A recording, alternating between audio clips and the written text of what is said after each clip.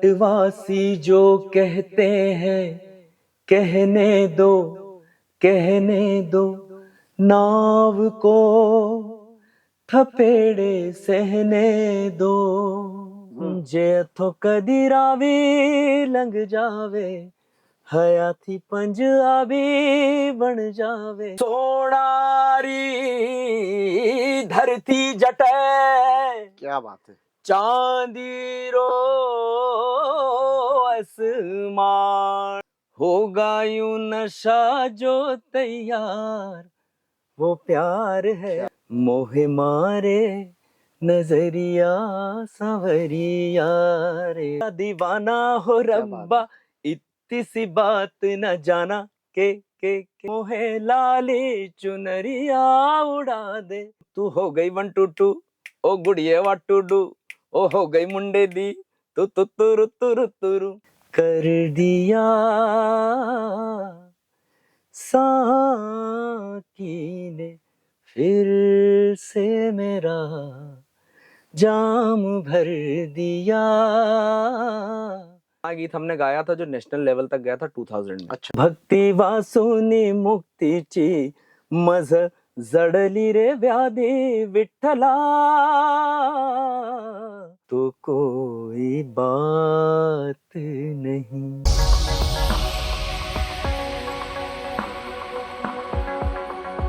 नमस्कार, स्वागत है आप सभी का एआर ब्रॉडकास्ट में और आप देख रहे हैं हमारा विशेष कार्यक्रम सुहानी शाम। हमारे इस कार्यक्रम में प्रत्येक शनिवार हम हरदा जिले की एक से एक विभूतियों को, एक से एक कलाकारों को लेकर आते हैं और आप सभी से उनका तारुफ कराते हैं। इसी कड़ी में आज हमारे बीच उपस्थित है हमारे हरदा जिले ही नहीं बल्कि हमारे पूरे मध्य प्रदेश राज्य की एक जानी मानी हस्ती श्री जय पुजारी। जय जी नमस्कार, स्वागत है आपका हमारे स्टूडियो में। नमस्कार जय जी, हमारा ये कार्यक्रम है सुहानी शाम।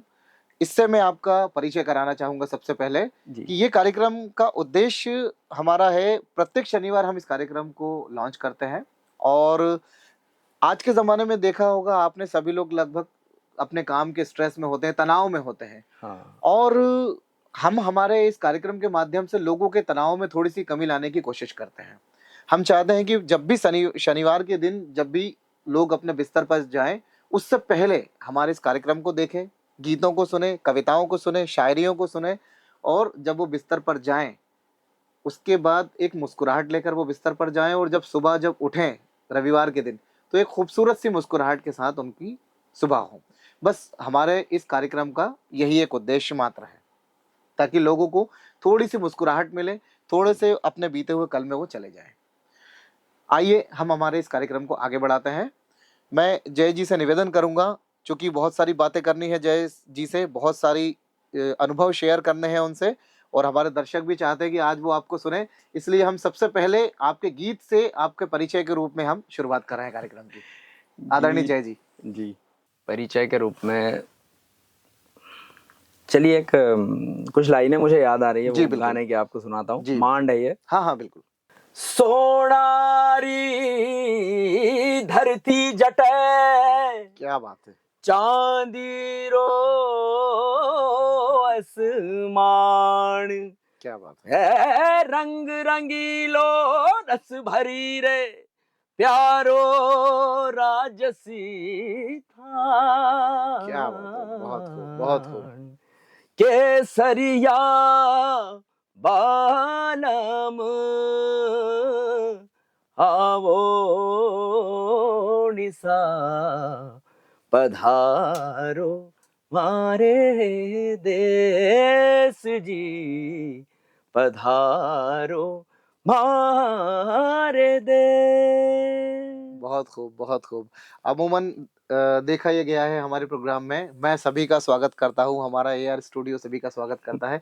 आज आपने, हमारे अतिथि ने सारे दर्शकों का स्वागत इस मधुर गीत के माध्यम से किया है।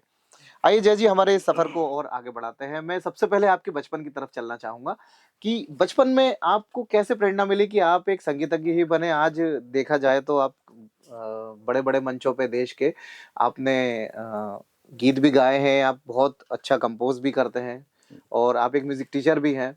आपने देश के बड़े बड़े मंचों पर अपनी प्रस्तुतिकरण किया है। मैं आपसे जानना चाहूंगा कि आपके बचपन का दौर कैसा बीता, जो आपको एकदम प्रेरणा मिली कि आप कैसे इतने संगीत की तरफ माइल्ड हो गए? मैं सोचता हूँ मेरे जीवन में पहली बार किसी ने प्रश्न मुझसे पूछा है। पहली बार इस स्टूडियो में आया हूँ तो जी। गीत संगीत की शुरुआत की जहाँ तक बात है तो बचपन में मेरी जो मम्मी है जी। वो मुझे भजन और अभंग सुनाया करती थी। अच्छा। एक्चुअली वो मुंबई से बिलोंग करती थी। जी, महाराष्ट्र और से। जी, जी। और मेरे नाना जी बहुत अच्छे भजन गायक थे, अभंग गाया करते थे। अच्छा। तो मम्मी मुझे बचपन में अभंग और भजन सुनाया करती थी, तो वहीं से मेरे कान में संगीत पड़ा। अच्छा। और उसके बाद मुझे याद है कि जब मैं फर्स्ट या सेकंड में था तो मेरे स्कूल में मुझे प्लेटफॉर्म मिला, मतलब गाने का मौका मिला। आदर्श बालक मंदिर हुआ करता था। अच्छा। अच्छा। तो वहाँ पे मम्मी अक्सर मुझे मोटिवेट करती थी कि मैं स्टेज पे जाऊँ, गाना हम्म। गाऊँ। तो मैं वहाँ स्टेज पे जाता था, गाने गाता था। फिर धीरे से जो संगीत की एक विधिवत शिक्षा होती है, जी। तो उस समय एक क्लासेस हुआ करती थी, गौर म्यूजिक क्लासेस। हाँ। मेरे गुरु आदरणीय गौर साहब हैं, जी। जिन्होंने मुझे शास्त्रीय संगीत की विधिवत शिक्षा दीक्षा दी। जी। और 5-6 साल मैंने उनसे ये जो भारतीय शास्त्रीय संगीत है जी। सीखा। तो वहाँ से फिर शुरुआत भी हुई और उसके बाद लोगों को मेरी आवाज़ पसंद आने लगी तो वो मुझे बुलाने लगे। और मैं धन्यवाद देना चाहता हूँ कि लोग मेरी आवाज़ को पसंद करते हैं। जी, बिल्कुल, धन्यवाद देने की बात है ही, हमारे दर्शकों ने आपको बहुत प्यार दिया है और इसके लिए आप पात्र भी हैं क्योंकि आप इतनी मधुर आवाज़ के धनी भी हैं। मैं चाहूँगा कि एक और गीत हमारे दर्शकों के बीच में, चूँकि आपने बात ऐसी कह दी है, एक और गीत हमारे दर्शकों के बीच में आपकी तरफ से जारी हो जाए, उसके बाद फिर हम आगे की बात बढ़ाएँगे। एक गीत है जो गोपाल दास जी नीरज का लिखा हुआ है, जी। ये हिंदी का गीत है, जी। किशोर कुमार साहब ने गाया है और क्या मुझे बात बहुत पसंद आता है। वो है! जी, गीत बिल्कुल। कुछ इस तरह से है। हम्म, शोखियों में घोला क्या बात है! जाए फूलों का शवाब, क्या बात है! उसमें फिर मिलाई जाए थोड़ी सी शराब, बहुत खूब। होगा यूं नशा जो तैयार, वो प्यार है। क्या बात है! शोखियों में घोला जाए फूलों का शवाब। बहुत खूब, बहुत खूब, बहुत खूब। ठीक गाया है गाना। बहुत खूब। बहुत अच्छा गाया आपने। जय जी, क्या होता है, एक म्यूजिशियन के तौर पर आप आज के वर्तमान को कैसे देखते हैं? युवाओं को कैसे देखते हैं कि हम लगातार नोटिस कर रहे हैं जैसे-जैसे तरक्कियों की राह पर हम बढ़ते चले जा रहे हैं, हमारा देश भी तरक्कियों की राह पर बढ़ता चला जा रहा है। टेक्नोलॉजी से हम बहुत ज़्यादा जुड़ते चले जा रहे हैं। आए दिन हमारे यहाँ छोटे से बच्चे के हाथ में भी टेक्नोलॉजी है, मोबाइल है। उसके ज़रिए तनाव भी लोगों में कुछ न कुछ हद तक बढ़ रहा है। तो संगीत और तनाव, इन चीज़ों को आप कहाँ तक देखते हैं? आप क्या समझते हैं कि तनाव को कम करने के लिए संगीत कहाँ तक अच्छा साबित हो सकता है? आप इस पे हमारे दर्शकों को कुछ बात बताएँ। देखिए, संगीत का जहाँ तक तनाव दूर करने से संबंध है तो मैं बताना चाहता हूँ कि संगीत जब आपके जीवन में आता है या आपके जीवन में कोई आर्ट फॉर्म है, चाहे जी। वो संगीत है, चाहे स्पोर्ट्स हो सकता है, चाहे डांस हो सकता है, तो ये आपके स्ट्रेस को कम करने में निश्चित रूप से मदद करते हैं। जी। क्योंकि संगीत एक ऐसी चीज़ है, आप उसको जब आप संगीत को सुनते हैं तो वो आपको किसी तरह से चोट नहीं पहुँचाता, अच्छा। बल्कि आपको कोई चोट लगी है तो वो आपको रिलैक्स करेगा। मान लो आप दर्द पे मरहम का काम दर्द करेगा। पे मर आप दुःख में हैं, तो हुँ। आप उस तरह का संगीत सुनेंगे, हुँ। तो आपको दुःख में भी रिलीफ़ मिलेगा। आप अच्छा। कोई सैड सॉन्ग सुनेंगे तो आपको रिलीफ़ मिलेगा। हुँ। आप खुश हैं तो आप कोई अच्छा मतलब ऐसा हैप्पीनेस वाला कोई गाना सुनते हैं, तो हुँ। आप मतलब आपका मन प्रसन्न होता है। हुँ। तो या फिर ऐसे ही कहीं आप काम-धाम में बहुत स्ट्रेस में हैं, आप घर पहुँचे, आपने कोई गज़ल लगा दी या कुछ मधुर संगीत इंस्ट्रूमेंटल लगा दिया, तो वो आपके स्ट्रेस को बिल्कुल दूर करता है और आपको आप जिस कंडीशन में हैं स्ट्रेस की, उससे आपको बाहर निकालता है, क्योंकि आपका ध्यान पूरी तरह से फिर संगीत में डाइवर्ट हो जाता है। हुँ। तो आप उस चीज़ को भूल जाते हैं। तो ये संगीत की एक बड़ी खूबी है कि वो आपके स्ट्रेस को तो निश्चित रूप से दूर करता है। लोगों से आपसी जुड़ाव भी संगीत ही करता है। भई, एक उस्ताद बिस्मिल्लाह खां साहब से एक बात हमने सुनी थी। हमने उनको देखा तो है नहीं, जिस हमारी जितनी उम्र है, वो उस वक़्त तो वो इस दुनिया से ही चले गए थे। लेकिन उनके ही कुछ वीडियो आज देखने में आते हैं, मैं आपकी बात से ही मैच कर रहा हूँ। उनके ही कुछ वीडियो देखने में आते हैं, रील्स में देखने में आते हैं कि वो ये कहते थे कि संगीत का कोई धर्म नहीं है, संगीत का कोई मजहब नहीं है, दुनिया के किसी भी कोने में चले जाओ, संगीत के 7 ही सुर हैं, बिल्कुल। 8वां है ही नहीं। 8वां कोई स्वर नहीं है। तो इसका मतलब ये हुआ कि दुनिया में एकमात्र ऐसी चीज है जो किसी में कोई भेदभाव कभी करती ज नहीं है। नहीं, बिल्कुल निश्चित रूप से संगीत जो है वो अ, आप कहीं भी चले जाइए, आजकल तो लोग पंजाबी गाने सुनते हैं, मतलब कुछ अपने बिहार साइड के कुछ गाने हैं, बिहारी गीत है, पंजाबी गीत है, मराठी गीत है। इसके अलावा आप देखिए कि अरेबिक म्यूजिक है या वेस्टर्न म्यूजिक है। तो अब ऐसा संगीत ऐसा नहीं रहा कि केवल आप हिंदी गीतों को सुन रहे हैं। अभी हमारे पास इतने सारे प्लेटफॉर्म आ गए हैं, यूट्यूब है और बहुत सारे ऐसे सोशल मीडिया के माध्यम से हम दुनिया भर में किस तरह का संगीत है, चल रहा है, तो हम उसको आसानी से सुन सकते हैं, अलग अलग जगह का संगीत।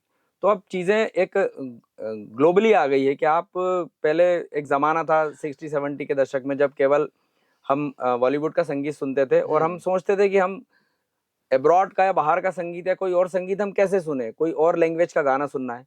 तो आजकल जो हमारे पास जो प्लेटफॉर्म है, मतलब जो सोशल मीडिया के प्लेटफॉर्म है, उसके माध्यम हाँ, से निश्चित तौर पर ये हम किसी भी देश का सुने संगीत, ये वहाँ कैसी भी कंपोजिशन हो रही हो, लेकिन सुर तो साथ ही है बस।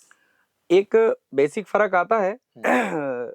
मतलब यदि हम हिंदुस्तानी संगीत की बात करें और वेस्टर्न संगीत की बात करें, तो थोड़ा सा मैं आपको ये बताना चाहता हूँ कि जब हम हिंदुस्तानी संगीत की बात करते हैं तो भारत में दो तरह की जो संगीत शैलियां हैं वो बहुत प्रचलित हैं।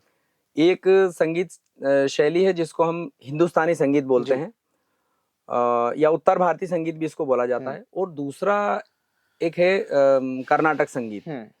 मतलब हमारे भारत का जो नॉर्थ का पूरा एरिया है वो सब उत्तर भारतीय संगीत का है, और नीचे जो वेस्ट है वो पूरा कर्नाटक संगीत है। तो जय जी, कर्नाटक संगीत और उत्तर भारत के संगीत में अंतर क्या है? कर्नाटक संगीत और उत्तर भारत के संगीत में मैंने जहाँ तक पढ़ा है, जो एक मूल अंतर है, वैसे तो दोनों में स्वर समान ही है, 7 स्वर हैं, लेकिन उत्तर भारतीय संगीत में जो वाद्य यंत्र हैं उसमें तबला या पखावज इस तरह के इंस्ट्रूमेंट ज़्यादा यूज होते हैं, और कर्नाटक संगीत में जो है वो मृदंग वगैरह का प्रयोग ज़्यादा होता है। अच्छा। और एक मैं जो अंतर देख पाता हूँ कि उत्तर भारतीय संगीत में थोड़ी गाने की फ्रीडम है। मतलब इसमें आप शास्त्रीय में जाएंगे तो आप ख्याल गाएंगे, बंदिशें जो गाएंगे, तराना गाएंगे, और थोड़ा सा और जाएंगे तो इसमें भजन है, गजल है, टप्पा है, ठुमरी है, धमार है, ये सब चीजें आप उत्तर भारतीय संगीत में हम गाते हैं। तो उत्तर भारतीय संगीत में मुझे लगता है कि थोड़ी फ्रीडम है, और कर्नाटक संगीत जो है उसमें मूल रूप से गायन प्रधान मैं समझता हूँ उसको माना गया है। बाकी कोई ऐसा विशेष अंतर नहीं है, लेकिन मैं समझता हूँ कि जैसे कर्नाटक संगीत जो है वो 12वीं शताब्दी के बाद ये अलग हुए एक्चुअली, उत्तर भारतीय संगीत और कर्नाटक संगीत। तो इस तरह से थोड़ा सा अंतर है वाद्य यंत्रों में, और गायन पे कर्नाटक संगीत में गायन पे ज्यादा फोकस इसमें भी है, पर वो थोड़ा सा अंतर हमको दिखता है। अच्छा, तो जय जी, आपने जैसे बात की अभी कर्नाटक संगीत की और उत्तर भारतीय संगीत की, थोड़ा बहुत मुझे जितना भी पता है उसमें मैंने सुना है ठुमरी उत्तर भारतीय संगीत में काफी प्रचलित है। तो मैं दर्शकों की तरफ से मैं आपसे निवेदन करना चाहूंगा कि आप हमारे दर्शकों को 2 लाइनें ठुमरी की सुनाएंगे तो बड़ी मेहरबानी होगी आपकी। कुछ बॉलीवुड फिल्मों में अच्छी ठुमरियां आई हैं। एक मुझे 2 लाइनें याद आ रही है, माधुरी दीक्षित दी पे फिल्माई गई थी वो ठुमरी जी। वो कुछ इस तरह से है जी। रंगी सारी गुलाबी चुनरिया रे, मोहे मारे नजरिया सांवरिया रे। क्या बात है, मुझे मारे मोहे मारे नजरिया सांवरिया रे। इस पे एक शास्त्रीय ठुमरी है, तोरी तिरछी नजरिया के वाड़ रे, तोरी तिरछी नजरिया के वाम। क्या बात है, बहुत खूब, बहुत खूब। जय जी, हम चलते हैं थोड़ा सा पुराने दौर में कि पुराने ज़माने में कह सकते हैं या 90s के दौर में या आपके बचपन के दौर में हम कह सकते हैं, उस ज़माने में जो गाने बनाए जाते थे और आज जो गाने बनाए जा रहे हैं वर्तमान में, इनमें आप कितना अंतर देखते हैं और संगीत को कहाँ तक पहुँचता हुआ देखते हैं आप? थोड़ा-सा मैं चाहूँगा इस पे आपका खुद का जो अध्ययन है अभी तक, जी जी, वो आप हमारे दर्शकों को ज़रूर बताएँ। मैं नया भी हूँ और पुराना भी हूँ। जी, तो जैसा आपने पूछा है कि पुराने संगीत में और नए संगीत में जी। आप बात करना चाहते हैं, तो नए गाने भी अभी बहुत अच्छे हैं। कुछ गाने जो नए नए दौर में भी गाने बहुत अच्छे हैं और पुराने दौर में भी कुछ गाने अच्छे नहीं थे। जी। और एक चीज़ और है कि जब भी एक जनरेशन चेंज होती है, हुँ, एक नयापन जब आता है, तो पुराने लोग उसको एक्सेप्ट नहीं कर पाते। हुँ। नई चीज़ों को एक्सेप्ट करना थोड़ा मुश्किल होता मुश्किल है। होता है थोड़ा। एक ये चीज़ तो है, दूसरी चीज़ ये है कि पुराने समय में जो गीत संगीत हुआ करता था, वो थोड़ा भावनात्मक हुआ करता था। हुँ। मतलब फ़ील जिसको हम बोल सकते इमोशंस हैं, ज़्यादा होते थे इमोशंस उसमें। जी। महसूस हम करते थे। आजकल थिरकने वाला संगीत ज़्यादा है हुँ, और गीतों में एक हार्मनी ज़्यादा है, हुँ, मतलब वाद्य यंत्रों का प्रयोग बहुत है और उसको एक मैं समझता हूँ कि एक जो डेप्थ का म्यूज़िक पहले हुआ करता था, हुँ, वो अभी चूँकि जनरेशन चेंज हुई है, तो वो अंतर दिखता है कि जो पहले गाना सुनने से मन थिरकता था, हुँ। आजकल तन थिरकता है। हाँ, हाँ, तो हाँ, वो एक हाँ। अंतर तो है खैर। मैं चाहूँगा कि उसी मन थिरकने के ऊपर हम वापस आपकी ओर आ जाएँ और कोई ऐसा खूबसूरत सा नगमा जो आज की हमारी इस सुहानी शाम को सुहानी बना दे। दर्शक बड़ी देर से इंतज़ार कर रहे हैं और चाहते हैं कि आप उसी तरह से मन थिरका देने वाला कोई गीत हमारे दर्शकों के सामने प्रस्तुत करें। ठीक है, इस तरह के गानों की बात की जाए तो बहुत सारे गाने जी, जिन पे लोगों के पैर थिरकने लगते हैं, जी। जैसे मैं जट यमला पगला दीवाना हो क्या बात है! रब्बा, इतनी सी बात न जाना के।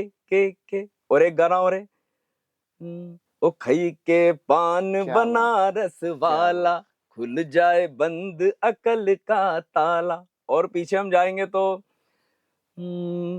मेरे पैरों में घुंघरू बंधा दे, तो फिर मेरी चाल देख ले। क्या बात है! क्या मोरे बात मोहे लाली चुनर, मोहे लाली चुनरिया उड़ा दे, तो फिर मेरी चाल देख क्या बात ले। है!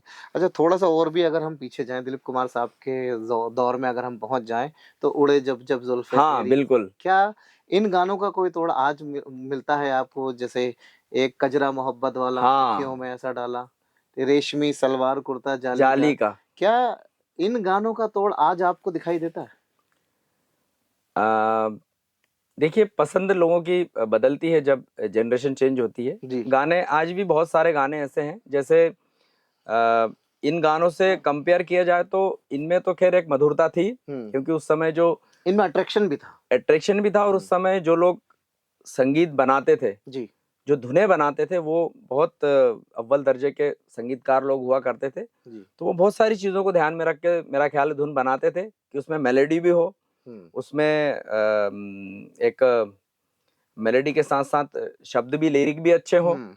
और इन सब चीज़ों को ध्यान में रखते हुए वो बनते थे। लेकिन आजकल मैं समझता हूँ कि असेंबल्ड म्यूज़िक ज़्यादा है। असेंबल्ड म्यूज़िक ज़्यादा है, रियल। बट ऐसा है कि आज भी बहुत सारे गाने हैं, जैसे अभी कुछ सालों पहले एक गाना बड़ा अच्छा आया था, वो था तू हो गई 1 2 2 ओ गुड़िये व्हाट टू डू, ओ हो गई मुंडे दी तू तू तुरु तुरु तुरु, हिला दे चल दी टुक टुक तू कर दी, मेकअप तू कर दी यार, अंग्रेजी पढ़ दी, गिट पिट तू कर दी, जिम में क्वीन साडी विक्टोरिया, तू कंट्री बिग बैंग दी, पूरा लंदन ठुमकदा। क्या बात बहुत है! सारे बहुत गाने खूब, बहुत आज के खूब। दौर में भी हैं अच्छे गाने, डांसिंग। बहुत खूब, बहुत खूब। डांसिंग गाने तो बहुत सारे हैं और मैंने आपको बहुत सारे मंचों पर जय भैया सुना है और आपसे ये पूछना चाहता हूँ कि ग़ज़लों की तरफ आप काफ़ी इंटरेस्ट भी रखते हैं और जहाँ तक मैं जानता हूँ आप ग़ज़लें लिखते भी हैं, जी। कविताएँ भी लिखते हाँ, हैं, हाँ। ग़ज़लें भी लिखते हैं। तो मैं चाहूँगा कि आपकी कोई पसंदीदा ग़ज़ल आप यहाँ पर हमारे दर्शकों के सामने पेश करें। गुंचा कोई मेरा नाम कर दिया, शायद कम लोगों ने सुनी हो। मैंने भी नहीं सुनी है, मैं चाहता हूँ कि आपसे आज हमारे दर्शक भी सुने। गुंचा कोई मेरे नाम कर दिया, साकी ने फिर से मेरा जाम भर दिया, गुंचा कोई। ये क्या बात है। गजल है।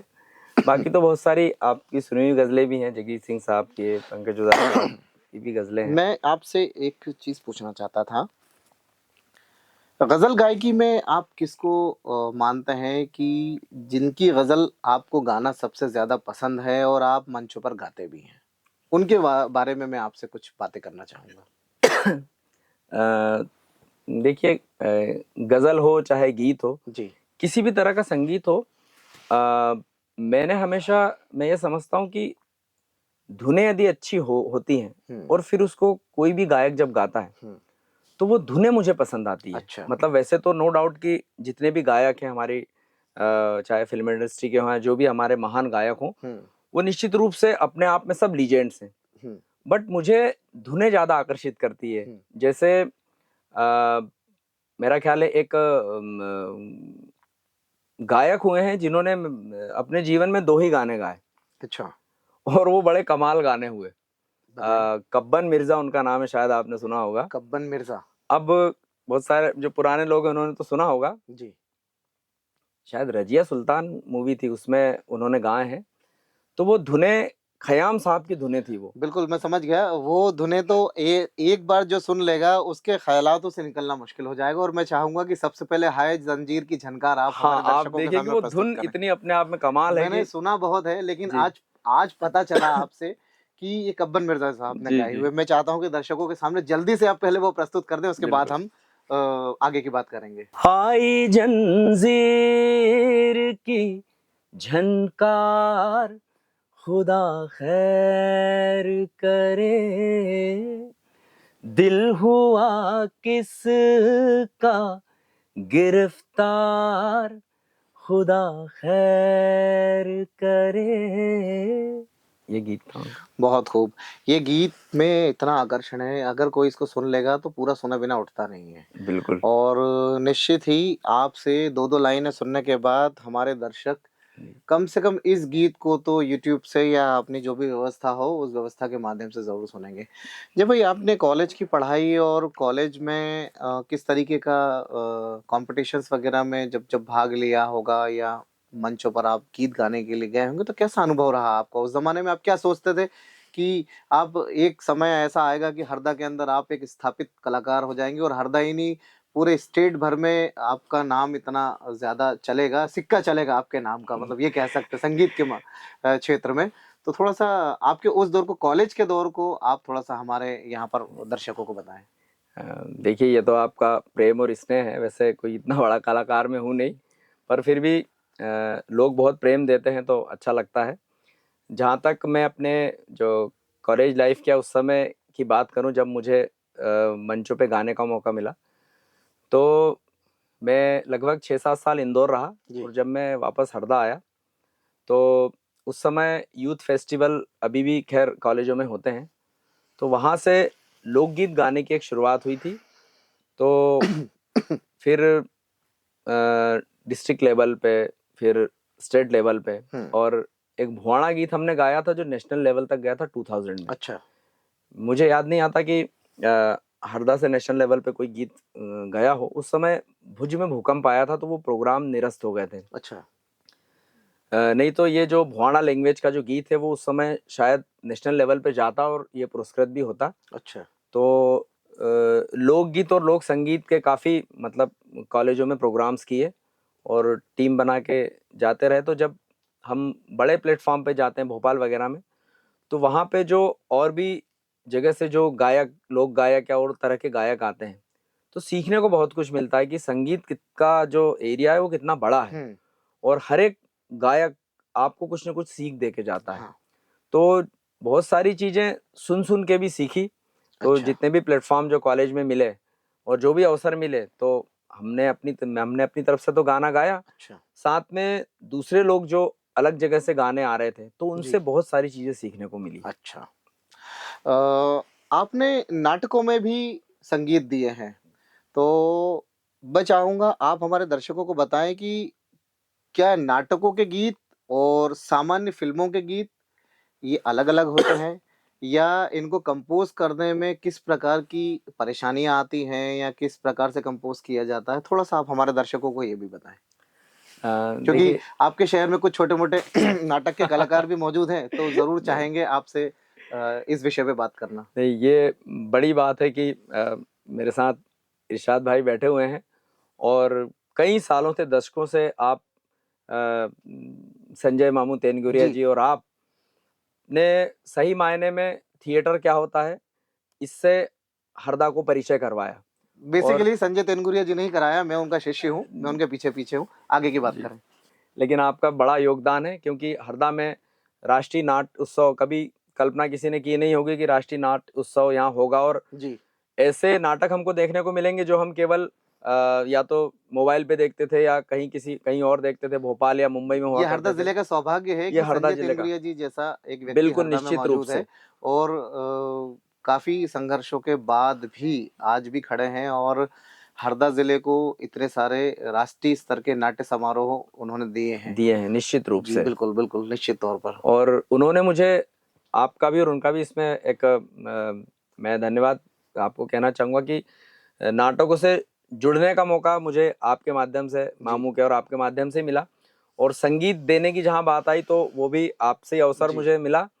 तो मैं इस तरह से देखता हूँ कि कोई नाटक जब बनता है और उसमें कहीं कोई गीत गाने की जब बारी आती है तो नाटक में गीत जो हैं वो इस तरह से कंपोज होने चाहिए कि सरलता से नाटक को आगे बढ़ाएं हम्म और दर्शकों को रोचक भी लगे। बिल्कुल। मतलब बहुत क्लिष्ट कोई कंपोजिशन या कोई ऐसा कोई यदि चीज आ जाएगी तो वो नाटक को ब्रेक भी करेगी और लोगों को चीजें आसानी से समझ में आना चाहिए। अच्छा। तो मैं समझता हूँ कि जो नाट्य संगीत है वो आसान होना चाहिए। और दूसरी बात जो है, मूड के हिसाब से, मूड के हिसाब से, सिचुएशन के हिसाब से सिचुएशन होना के चाहिए। हिसाब से कंपोजिशन हो, सरल कंपोजिशन हो और सिचुएशन के हिसाब से हो, ताकि वो ड्रामे को आगे बढ़ाए। आगे बढ़ा है। जैसा आपने फिल्म संगीत की बात की तो उसमें भी कोई सीन होता है तो उस सीन को ध्यान में रखते हुए गाने लिखे भी जाते हैं, गाए भी जाते हैं और उस तरह से कंपोज भी किए जाते हैं। अच्छा। और चूंकि नाटक हमको सरलता से बात पहुंचाना है लोगों तक, तो मैं समझता हूँ कि नाट्य संगीत में थोड़ा सा संगीत एक मास का संगीत जिसको बोलना चाहिए, जो ड्रामे को आगे भी बढ़ाए और लोगों को आसानी से समझ में आए कि गीत के माध्यम से ड्रामे में क्या कहा जा रहा है और किस तरह से ये आगे अब बढ़ेगा। अ, हमारे देश में बहुत बड़े-बड़े कलाकार हुए हैं, बहुत बड़े-बड़े गीतकार हुए हैं, बहुत ही ऐसी विभूतियाँ हुई हैं सिंगर्स में जिन्हें अ, भुला पाना बिल्कुल भी संभव नहीं है। उनमें कुछ एक विशेष नाम है जिनमें सबसे पहला नाम मैं लेना चाहूँगा जनाब मोहम्मद रफ़ी साहब का, किशोर कुमार साहब का, मुकेश जी का और महेंद्र कपूर साहब का। ये नाम ऐसे नाम हैं जिन्हें नाम लेते से ही इनके गीत कानों में गूंजने लगते हैं। मैं चाहूँगा कि थोड़ा-थोड़ा करके ही सही, एक-एक बार आप इनके एक-एक, दो-दो गीत हमारे दर्शकों को प्रस्तुत करेंगे, तो हमारी आज की इस शाम को सफल बनाने में ये बहुत बड़ा योगदान होगा। निश्चित रूप से। मैं, आपने ये बात कही, बहुत सारे हमारे लीजेंड्स जो सिंगर हैं उनके नाम लिए, जी, तो मैं प्रोग्राम्स करता हूँ तो ये एक चैलेंज भी होता है कि अलग अलग तरह के सिंगर्स को गाना पड़ता है। जी। और सबसे ज़्यादा टफ किसको गाना होता है? आप तो ये बताइए पहले। अ, वैसे तो जब भी कोई ऐसा गाना, कोई सूफी गाना या जी। जिसमें स्वरों के बहुत ज्यादा उतार चढ़ाव हैं हुँ, या जिसकी कोई हाई ऑक्टेव पे गाने वाला जी। गाना है, वो जब कोई फरमाइश करता है तो या गाना सुनना चाहता है तो इन गानों के लिए थोड़ा सा रियाज लगता है, होमवर्क लगता जी। है। नहीं, मैं ये पूछना चाह रहा हूँ कि जो हमारे लेजेंड सिंगर्स हैं जिनके द्वारा गाए हुए गाने हैं, हाँ। आप लगभग-लगभग इन सभी के गाने गाते हैं, है ना? तो मैं ये पूछना चाह रहा हूँ आपसे कि इन सिंगर्स में से किसका गाना गाना टफ लगता है आपको? किस में मुर्की ज्यादा आती है? किस में ज्यादा लगता है कि यार इनका गाना गाना आसान नहीं है? लोगों को लगता बहुत अच्छा है लेकिन आसान नहीं है। देखिए, ऐसा नाम है मोहम्मद रफ़ी साहब का। अच्छा। चूँकि वो अ, उनका क्लासिकल भी बड़ा अव्वल दर्जे का था। लेकिन सबसे तो ज्यादा गाने तो उन्हीं के हैं, लोग उन्हीं के गाने हाँ, गुनगुनाते रहते हैं, जिसको गुनगुनाते हैं। देखो वो गुनगुनाता रहता है। लेकिन और लेकिन निश्चित रूप से उनके गानों को अटेम्प्ट करना अपने आप में काफ़ी मतलब स्वरों का ध्यान रखना पड़ता टफ है, होता है। टफ होता है। वैसे तो सभी सिंगर, मन्ना डे साहब हैं और जो भी थोड़ा क्लासिकल बेस गाते हैं, तो उनके गीतों को गाना थोड़ा-सा टफ होता मन्नाडे है। साहब का एक बहुत फेमस गाना है, मैं अब आ गया हूँ, आपने नाम ले दी है तो फिर से मैं चाहूंगा कि लगा चुनरी में दाग आप एक बार हमारे दर्शकों को जरूर सुनाएं। चलिए, एक लाइन है मन्ना डे साहब की, ये तो क्लासिकल बेस ही गाना है। लगा चुनरी में दाग छुपाऊं कैसे, लगा चुनरी में दाग, चुनरी में दाग छुपाऊं कैसे, घर जाऊं क्या बात है। कैसे, लगा चुनरी में दाग। जय जी, इतना हमारे देश में संगीत है कि तनाव न जाने कहाँ से आ जाता है, और जितना तनाव है उससे कई ज्यादा हमारे देश में संगीत मौजूद है। और तनाव की सबसे अच्छी दवा मैं समझता हूँ संगीत है। निश्चित रूप इससे से। अच्छी कोई दवा नहीं है, संगीत से अच्छी। लोग बस इसका जायका लेने में न जाने क्यों पीछे रह जाते हैं या सही ढंग से जायका ले नहीं पाते हैं। मैं एक बात और अक्सर लोगों से सुना भी है और लोगों में बातचीत भी चलती है, मैं आज आपके माध्यम से हमारे दर्शकों को बताना चाहूंगा और सुनना भी चाहूंगा खुद भी, कि ये घरानों का क्या चक्कर है संगीत में। संगीत में जो घराने होते जी हैं। हाँ, संगीत में जो घराने अच्छा, होते हैं इनका क्या मामला है, थोड़ा सा आप इसको एक्सप्लेन करें। संगीत में देखिए, मैं आपको एक चीज, मेरी जहां तक जानकारी जी। है कि घराने केवल उत्तर भारतीय संगीत में ही है, अच्छा। मतलब जिसको हम हिंदुस्तानी संगीत जी। बोलते हैं। कर्नाटक संगीत में मेरा ख्याल है घरानों का चलन नहीं है। जी। और कुछ प्रमुख वैसे तो बहुत सारे घराने होंगे, लेकिन कुछ जो मुझे नाम याद है, जी। जयपुर घराना, अच्छा। ग्वालियर घराना है, इसके बाद में मेवात है और पटियाला है। बहुत सारे घराने हैं। तो मैं समझता हूँ कि जैसे जो हमारे क्लासिकल संगीत के दिग्गज हुए हैं, उनका एक गाने का अंदाज था। जैसे पटियाला घराने का एक अंदाज, किराना घराने का एक अलग अंदाज, ग्वालियर घराने का, जयपुर घराने का। तो वहां से जिन लोगों ने उन गुरुओं के माध्यम से संगीत सीखा, तो उनका अपना एक स्टाइल था। तो बाद में यही घरानों में मतलब बढ़ गया। ये स्थापित हो गया, बट स्थापित, गया जैसे कहना ठीक नहीं सबसे होगा, स्थापित हो गया। पुराना जो मैं समझता हूँ घराना, वो ग्वालियर घराना है। अच्छा। अलग अलग घरानों में गायन का एक पैटर्न, अलग अलग पैटर्न है। जैसे हरदा में मान लीजिए 5-7 संगीत की क्लासें हैं, तो सिखाते सब एक तरह का संगीत है, लेकिन हर एक की एक विशेषता होती हाँ, है। हर एक की एक अपनी हर एक विशेषता गुरु होती की है। एक विशेषता है संगीत सिखाने की। अच्छा। तो जैसा आपने कहा अभी कि ग्वालियर घराना सबसे पुराना घराना है, अब जब पुराने की बात आई है तो हम थोड़ा सा इतिहास में चलते हैं। जी, संगीत की एक्चुअल में शुरुआत कैसे हुई, इस पर थोड़ा सा प्रकाश डालिए आप, कि ये संगीत क्यों क्यों बनाया गया, कहाँ से क्यों शुरुआत हुई, ये नाम कैसे आया कि भाई संगीत ये की क्या है, क्या मतलब, थोड़ा सा आप एक्सप्लेन करिए इसको हमारे दर्शकों के सामने। देखिए, जहाँ तक मेरी इसकी जरूरत क्यों पड़ी? अच्छा, बड़ा ये मतलब ऐसा कठिन सवाल है, क्वेश्चन। कठिन क्वेश्चन है।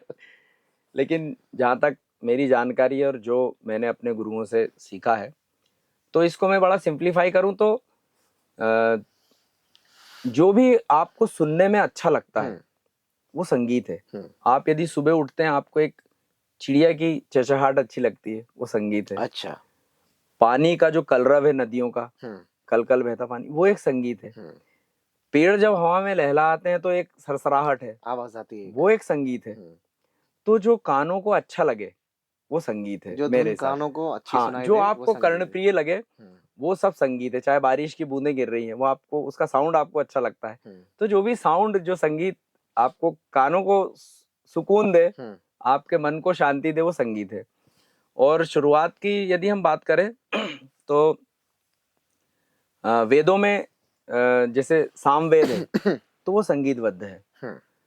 और वेदों में वीणा और कुछ इंस्ट्रूमेंट का भी जिक्र आता है, तो उस समय भी संगीत ये मतलब वहां से भी इसकी उत्पत्ति नजर आती है। और ऐसा कहा गया है कि ब्रह्मा जी ने जो है संगीत सरस्वती माँ को दिया, और सरस्वती जी ने फिर नारद जी को इसके बारे में शिक्षा दीक्षा दी, और नारद जी के थ्रू ये फिर जन सामान्य तक गया। ये इसका एक मतलब पुराना या पौराणिक एक कारण मालूम पड़ता है जो संगीत की उत्पत्ति का। और यदि आप ऐतिहासिक रूप से देखें तो 11वीं-12वीं शताब्दी तक संगीत, जैसे आप नाटक से जुड़े नाट्य संगीत, भरत मुनि और वो सब चीजें, तो 11वीं-12वीं शताब्दी तक संगीत एक तरह से चल रहा था। लेकिन ये 12वीं शताब्दी के बाद फिर ये दो हिस्सों में बटा, जिससे उत्तर भारतीय संगीत और कर्नाटक संगीत। तो उसके बाद बहुत सारे संगीत के लीजेंड्स आए, जैसे तानसेन है, बैजू बावरा है। तो उसके बाद बहुत सारे, मुझे ऐसा लगा कि 12वीं-13वीं शताब्दी के बाद एक्सपोजर बहुत हुआ। अच्छा, मतलब मीराबाई आ गई, रैदास आ गए, और भी बहुत सारे ऐसे जो हमारे लीजेंड्स हैं वो देखने को मिलते हैं। बड़ी खूबसूरती से आपने ये जवाब हमको दिया। मैं इसी में चाहूंगा कि आप, बहुत देर हो गई आपको कुछ और सुने हुए, एक कोई खूबसूरत सा गजल आप हमारे दर्शकों के सामने पेश करें। ऐसे कोई फेमस गजलकार जो काफी हमारे दर्शकों के बीच भी प्रचलित है, जैसे कि सबसे ज्यादा नाम जिनका हम सुनते हैं, जनाब जगजीत सिंह साहब की कोई गजल आप अगर पेश नजर करेंगे तो बड़ा अच्छा लगेगा हमारे दर्शकों को। जगजीत सिंह साहब की वैसे तो बहुत सी गजल है, ऐसे समय पे याद नहीं आता अक्सर, पर मैं याद दिलाऊं? नहीं, एक गजल, हाँ वो है एक गजल, कल 14वीं की रात अरे थी। क्या बात है, एक्चुअली मेरे दिमाग में भी यही आई थी। अच्छा। जी जी, चलिए, जरूर इरशाद। कोशिश करता हूँ। स्टूडियो में कई बार हम कैमरे के सामने हो तो थोड़ी घबराहट होती नहीं है, नहीं नहीं, स्वर भी ऊपर नीचे हो जाते हैं, तो दर्शक माफ करेंगे, उम्मीद जी है। बिल्कुल, हम दर्शक भी हमारे चाहने वाले हैं। हमारी सारी गलतियां और सारी अच्छाइयां हमारे दर्शकों ने ही तय करनी है। हम उन्हीं उन्हीं से सीख भी रहे हैं, उन्हीं के लिए कुछ कर रहे हैं, तो वो जरूर हमें माफ करेंगे अगर हमसे कुछ गलतियां होंगी। निश्चित रूप से जी। कल 14वीं की रात थी, कल 14वीं की रात थी, शब भर रहा चर्चा तेरा, कल 14वीं की रात थी। क्या बात है, बहुत हम भी वहीं मौजूद थे, हमसे भी सब पूछा किए, क्या बात है, बहुत खूब। हम हंस दिए, हम चुप रहे, मंजूर था पर्दा तेरा, कल क्या बात है, बहुत 14वीं खूब, बहुत की खूब, रात। बहुत खूब। जगजीत सिंह साहब की जब गजलें सुनो तो बस मन उसमें डूब जाता है। बिल्कुल। जय जी, एक बात और, कई लोग आपको कंपोज करने के लिए भी बोलते हैं कि आप हमारे फला प्रोग्राम के लिए गीत कंपोज कर दीजिए, आप हमारे नाटकों के लिए गीत कंपोज कर दीजिए, आप फला इवेंट के लिए कंपोज कर दीजिए। तो आप उसके बाद क्या सोचते हैं जब कंपोज करते हैं कोई भी गीत, आप जब कंपोज करते हैं किसी चीज के लिए या किसी इवेंट के लिए कंपोज करते हैं, तब उस समय आपके दिमाग में क्या चल रहा होता है? आप क्या, कैसे, किस नजरिए से देखते हैं इसको? देखिए, कई सालों से कुछ गीत कंपोज किए हैं मैंने, ड्रामों में, मतलब नाटकों के गीत भी कंपोज किए हैं, कुछ प्राइवेट लोगों के गीत भी कंपोज किए हैं। तो जब भी कोई मेरे पास किसी गीत को लेकर आता है तो मैं कोशिश ये करता हूँ कि वो इस गीत को किस तरह से सुनना चाहता है।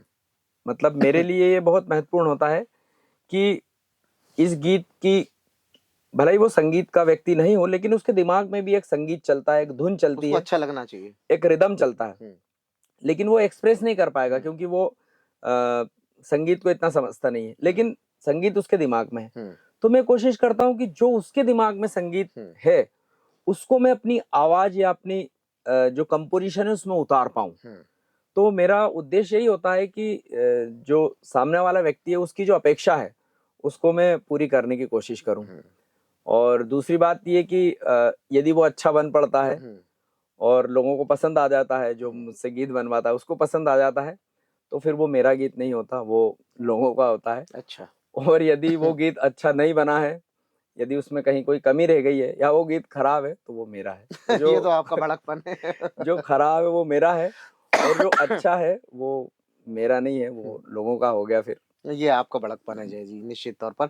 अच्छा, पुराने हमारे लेजेंड सिंगर्स की बात करें हम अभी थोड़ी देर पहले भी यही बात कर रहे थे कि किनके गाने गाना कठिन होता है, तो हम चाहेंगे थोड़ा-सा आप उनके गाने हमें गाकर बताएँ और बताएँ कि क्यों कठिन है ये? क्या इससे कैसी हमें क्या शिक्षा मिल सकती है? हम क्या सीख सकते हैं उन कठिन गानों से? थोड़ा-सा आप बताएँ हमें। देखिए इरशाद जी, सीखने की जहाँ तक बात है तो मैं इसको थोड़ा संगीत जी, जो लोग सीखते हैं उनसे जोड़ना चाहता हूँ जी। कि जो लोग संगीत को सीखना चाहते हैं या जो लोग म्यूजिक क्लासेस नहीं जा सकते हुँ, या जिनको कहीं से कोई गाइडेंस नहीं मिल पाता है, तो हमारे जो लीजेंड्स हैं उन्होंने कुछ ऐसे गीत गा गए हैं। हुँ, यदि आपका गला थोड़ा बहुत ठीक है और यदि आप उन गीतों को गाएंगे तो वो अपने आप में रियाज हुँ, है। जैसे मोहम्मद रफ़ी साहब है, हुँ, लता मंगेशकर जी हैं, हुँ। मन्ना डे साहब हैं और भी बहुत सारे लीजेंड्स हैं जिनके कुछ गाने अपने आप में लेसन्स हैं। तो सबसे पहला कौन-सा? अ, अभी एकदम से तो भाई याद नहीं आ रहा। मैं भी थोड़ा बहुत बाथरूम में गाने की कोशिश करता हूँ, तो आप जो रास्ता मुझे जी। बता रहे हैं तो मैं भी उसकी कोशिश कल से शुरू करूँगा ताकि थोड़ा बहुत गाना मैं भी सीख जाऊँ और हमारे दर्शक भी सीख जाएँ।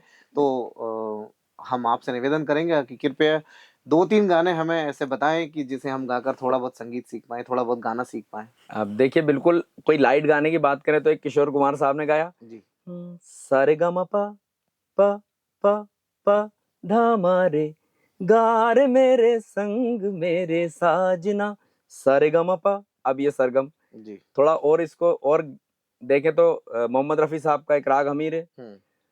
मधुबन में राधिका नाचे रे, मधुबन में राधिका नाचे रे, गिर गिरधर की मुरलिया बाजे रे। अब इस गाने में सरगम भी है। अच्छा। जैसे एक लाइन आती है जो सीखने, मृदंग बाजे तिरकिट दुम ताता, मृदंग बाजे तिरकिट दुम ताता, नाचते थुम छुम तथई तथई ताता छुम छुम छना नना छुम छुम छना नना, क्रांदा क्रांदा धा। अब इसमें सरगम भी है, नि सा रे सा ग रे म ग प म ध प नि ग सा नि रे सा रे सा नि ध प म प ध नि सा रे सा नि ध प म प ग म ध प ग म रे सा। अब ये सरगम भी है। तो ये गाना यदि कोई सीखेगा तो इसमें बहुत सारी चीजें गले में हरकतें आएंगी, हालांकि मैं हुँ, उस तरह से इसको नहीं गा पाया। हुँ। और फिर गाना एक है, कई गानों में 2 3 4 रागे हैं, पता नहीं है लेकिन लोग गाते हैं। एक गाना मुझे याद आता है लता मंगेशकर जी का, मायरी मैं कासे कहूँ अपने जिया की मायरी। ऐसी बहुत सारे ऐसे गीत हैं जो अपने आप में लेसन्स हैं, यदि जी, आप उनको गाएंगे तो आपका गला भी अच्छा होगा। जी, ऑब्वियसली। और बहुत सारे फिर काफी सारे गीत हैं ऐसे। अच्छा, एक इतने लंबे सफ़र में आपने कोई ऐसा यादगार पल जिसे आप हमारे दर्शकों से शेयर करना चाहेंगे कि इतने सारे मंचों पर प्रोग्राम दिया है आपने, कोई ऐसा पल आपके साथ में बीता है, भले ही वो कोई छोटी-सी जगह पर हो, चाहे बहुत बड़े प्रोग्राम में हो, उसे ज़रूर शेयर कीजिए हमारे साथ में, उस पल को ज़रूर शेयर कीजिए, कोई आपकी इतनी लंबी यात्रा के बीच में कोई ऐसा अ, पल जो बीता हो? मुझे एक मोमेंट याद आता है, मैं प्रोग्राम करने गया था इटारसी जी, और ऑर्केस्ट्रा का वो प्रोग्राम था, तो जी। वहाँ पे काफ़ी सारे गाने सब लोग गा रहे थे। तो किसी ने फरमाइश की थी कि कोई मराठी हुँ, गाना भी आप गाइए। कुछ लोग वहाँ ऐसे लोग महाराष्ट्रियन लोग थे बैठे जी, थे। तो अब उस समय अदर लैंग्वेज का गाना थोड़ा-सा ऐसा दिमाग में नहीं आता कि जी, क्या गाना जी। चाहिए। तो मेरे दिमाग में एक मुझे पर्सनली पसंद था अभंग, सुधीर फड़के जी का हुँ, अभंग है। और भीमसेन जोशी साहब के अभंग सुनते रहता हूँ। हुँ, तो मैंने ऐसे ही उनको मैंने बोला कि कोई फ़िल्मी गीत तो नहीं, लेकिन एक मैं आपको अभंग सुनाता हूँ और आप यदि अनुमति देंगे तो। हुँ, तो उन्होंने बोला नहीं, नहीं आप सुनाइए।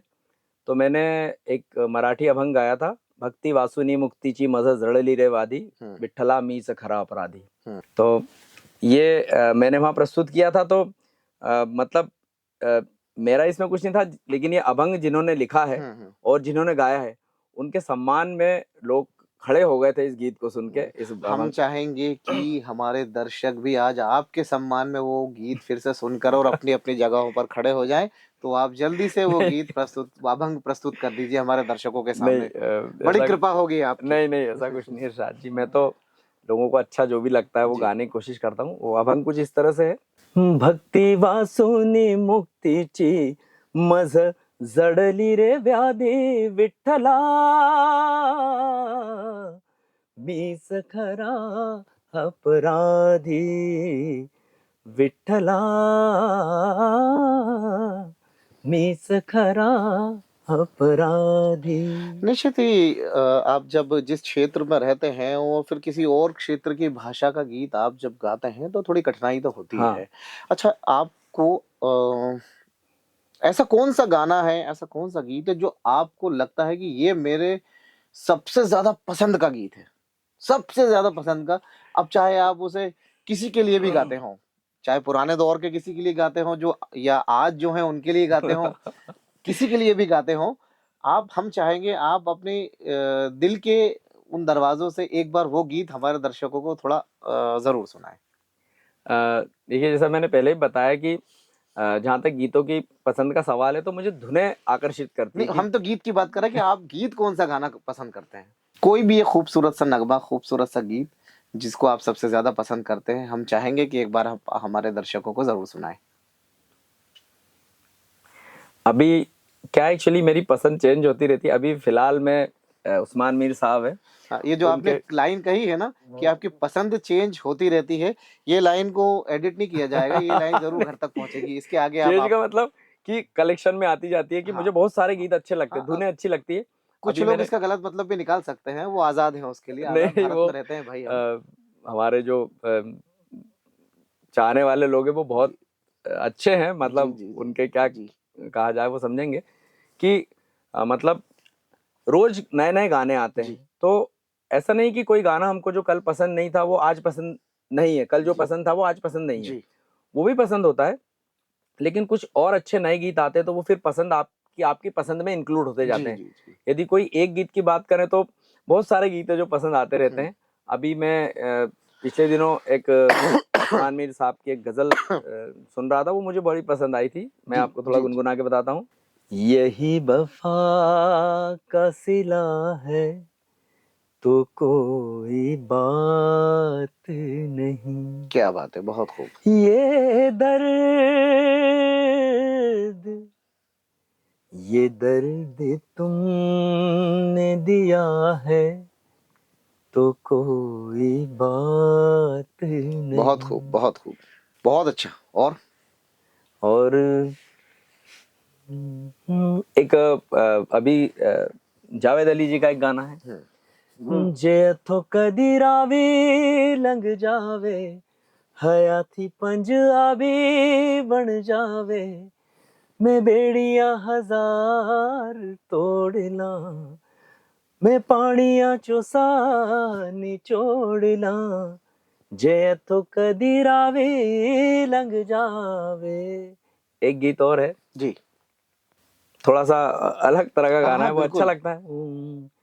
देखूं मैं तुझे या देखूं कुदरत के नजारे, क्या बात है, मुश्किलों में है ये दिल मेरा, बहुत खूब। माना तेरी सूरत की है चांदी 100 टका बिल्लो, मेरे दिल का सोना भी खरा, बहुत बढ़िया। ये तेरी चांद वालियां। ऐसे बहुत सारे नए गाने, कुछ पुराने गाने भी है जो एकदम से सामने आते हैं और हमको लगता है कि ये भी कोई गीत था क्या। आप गाने के साथ साथ लिखते भी बहुत अच्छा है, आप कविताएं भी लिखते हैं, गीत भी लिखते हैं।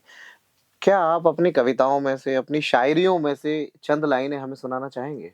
बिल्कुल मुझे लिखने का भी शौक है, कविताएं गजल जी। वगैरह बहुत पुराना शौक है अब तक हालांकि। हरदा के लोग कम से कम आपको जानते हैं कि आप केवल गाना गाते हैं, गाना कंपोज करते हैं, लेकिन मैं आज आपका तारुफ एक ऐसी शख्सियत से करा रहा हूँ जो गाना गाते ही नहीं है बल्कि बहुत अच्छे कवि भी हैं, बहुत अच्छी शायरियाँ लिखते हैं, बहुत अच्छी कविताएं लिखते हैं। ये व्यक्तिगत मेरा आपसे जो संबंध है उसके आधार पर मैं बता रहा हूँ, और मैंने सुना भी है, देखा भी है, इनकी डायरी भी मैंने एक बार हाथ लग गई थी तो देखी भी है। तो मैं चाहूंगा कि उस खजाने में से दो चार लाइनें आप हमारे दर्शकों को जरूर सुनाएं। वो एक्चुअली जिसको बोलते हैं स्वांताय सुखाय, अपने जी। सुख के लिए लिखता हूँ मैं कहीं, जी। मतलब ऐसे कहीं सोशल मीडिया पे कहीं। बहुत कम लोगों को पता है कि आप कवि भी हैं। तो मैंने एक छोटी सी चीज लिखी थी कि वही तो है ये मौसम, इन्हीं दिनों मिले थे हम, वही तो है ये मौसम, इन्हीं दिनों मिले थे हम, वही वही बादल, वही बारिश, वही हवाओं की सरगम, वही तो है ये मौसम, इन्हीं दिनों मिले थे हम, वही भीगे से गेसुओं से टपकती हुई शबनम, वही तो है ये मौसम। इसको थोड़ा कंपोज भी किया था, इस तरह से गाया था, मतलब वो केवल अपने लिए गा दिया था। वही तो है ये मौसम, इन्हीं दिनों मिले थे हम, वही बादल, वही बारिश, वही हवाओं की सरगम। कुछ अभी ध्यान में नहीं आ रही कंपोजिशन, लेकिन इस तरह से। निश्चित ही बहुत ही खूबसूरत मुलाकात आज की आपसे रही। दोस्तों, ये थे हमारे शहर हरदा जिले की एक अजीम और शान शख्सियत श्री जय पुजारी जी। इनसे हमने मुलाकात में जाना इनके जीवन के बारे में, संगीत के बारे में, और संगीत सुना भी हमने इनसे, गीत सुने भी। हमारे कार्यक्रम आपको कैसा लगा? आप स्क्रीन पर दिए हुए हमारे व्हाट्सएप नंबर पर और ईमेल एड्रेस पर संदेशों के माध्यम से अवश्य बताएं। दोस्तों, अब हम चल रहे हैं कार्यक्रम के अंतिम दौर में, और मैं अंतिम दौर की बातचीत के रूप में जय जी से एक प्रश्न और पूछना चाहूँगा। जय जी, हमारे हरदा जिले में एक बहुत ही महान कवि हुए हैं, प्रोफेसर प्रेम शंकर रघुवंशी जी। वो बहुत ही उम्दा कवि थे, बहुत बड़े कवि थे, और एक बहुत विराट सोच के साथ वो लिखते थे। बहुत उम्दा गीत उन्होंने लिखे हैं। मैंने आपको एक बार एक प्रोग्राम में उन्हीं के द्वारा लिखा हुआ गीत, आपके द्वारा कंपोज किया हुआ और आप ही के द्वारा गाया हुआ वो गीत, मत बांधो पाल नाविकों, ये सुना है। मैं चाहूंगा कि आज आप ये पूरा गीत चलते चलते आखिरी प्रस्तुति के रूप में आज ये पूरा गीत हमारे दर्शकों को आप सुनाएं। कैमरामैन श्री जुबेर जी से मैं निवेदन करूंगा कि पूरी तरह से कैमरे का फोकस आदरणीय जय जी के ऊपर किया जाए। आदरणीय जय सर। धन्यवाद। निश्चित रूप से इरशाद जी, प्रेम शंकर जी रघुवंशी जो, उन्होंने माँ नर्मदा पे बहुत सारे गीत लिखे हैं, और उनमें से मुझे अवसर मिला था उनका एक गीत गाने का। हालांकि लंबा समय हो गया है, कितना याद आता है, पर फिर भी आपने कहा है तो मैं सुनाता हूँ उस गीत को। मत बांधो पाल नाविक, मत बांधो पाल नाविक, मत बांधो पाल नाविक, रहने दो, रहने दो, रहने दो, रहने दो, नाव को थपेड़े सहने दो, नाव को थपेड़े सहने दो, मत बांधो पाल नाविक, खूटियों से बंधे रस्सों के सहारे छोड़ दो,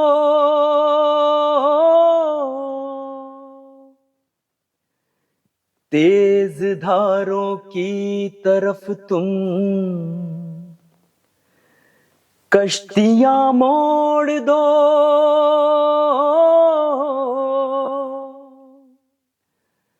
तटवासी जो कहते हैं कहने दो, कहने दो, नाव को थपेड़े सहने दो,